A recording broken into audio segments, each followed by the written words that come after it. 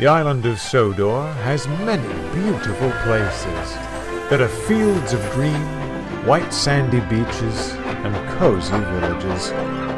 All the engines love passing through the picturesque landscape. There is one place, however, that the engines avoid: the smelters. The air seemed to grow cold as the sound of snorting machines whirred all around. Worst of all, the line side was littered with rows of rusted cars, trucks, and engines.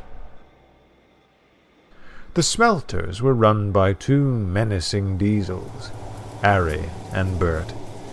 They take great pleasure in their work and never miss a chance to taunt the engines. Don't get too close to the cutter's torch, else they might just cut you up on sight.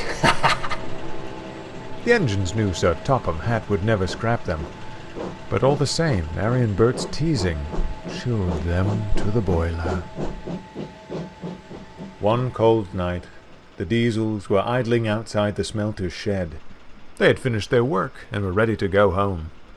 A low mist hung over the yard, and the echoes of the smelting machines danced in the air. "Another good day's work behind us, eh?" rumbled Arry. "Couldn't be better," oozed Bert. Their conversation was interrupted by a familiar horn. Derek emerged from the mist, a line of trucks groaning behind him. "Hello," greeted Arry. "What can we do for you?" "Good evening, chaps," smiled Derek. "Special delivery for you. I've been clearing out an old mine, you see. Plenty of rusted equipment, well past its prime. Sure to keep you busy." "And that?" asked Bert. He motioned to the flatbed behind Derek. On it stood a small, rusty steam engine. Its cabin bunker had deteriorated so much they could see its corroding controls and firebox door. Well, smirked Arry. "This is my kind of surprise." "They found it tangled in the weeds. Must have been left behind when the mine closed." "The poor thing," sighed Derek. "No engine wants to be forgotten." "Oh, don't you fret. We'll take very good care of it, won't we? I'll show you to the fuel pump. Bert, move that old rust bucket into the shed." Bert didn't like being bossed around, but he complied as Arry and Derek rolled away. He grumpily dragged the heavy flatbed into the glow of the smelter's shed. "Stupid Arry," he growled. "He could have just brought this rubbish here." As he rolled along, the old steam engine creaked and groaned. It almost sounded like laughter. Bert pulled it into place and then rolled alongside. "Who's got the last laugh now?" he sneered. "Useless old kettle." "Is that all I am to you?" For the first time, he saw the front of the old engine. Its face was smudged and dirty, and its eyes weary. I'm far from useless," wheezed the engine. "Pah!" snorted Bert. "Another steamer in denial. You're past it. Diesels are the way forward. There's no need for you now." "And what happens when you become outdated?" "Oh, never gonna happen." "I used to be just like you," sighed the engine. "I came to the little railway, thinking I was the best engine on the line. My cockiness only landed me in that mine. Never learned, did I?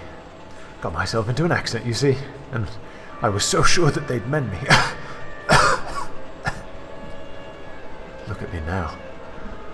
I thought I was invincible, but along came better, more modern engines. I got a taste of my own medicine." She stared coldly at Bert. "You are modern, but for how long? What will happen to you when a more efficient engine is built?" That will never happen," Bert spluttered. "Deny it all you want," replied the engine, "but I stand before you as proof of it. Time will go on, and you will be replaced." Bert was silent. The words sent chills through his frames. Perhaps you should show more kindness towards engines at their end. We've done our fair share of work. we just want to go in peace, without your mockery and sneering. Now go. Go. I'd like to revel in some of that peace I'm deserving of. Bert said nothing. He was deeply affected by the engine's words, but didn't want to show it. He continued to sneer as he rolled out of the smelter shed. Arry was waiting for him. Derek had gone, and the fog was beginning to lift. "Where have you been?" Arry growled. "Who are you talking to in there?" "Ah, stupid old steamer," barked Bert, "trying to tell me that we'll be out of date one day." Arry stared blankly. How did you talk with it?" Bert looked back.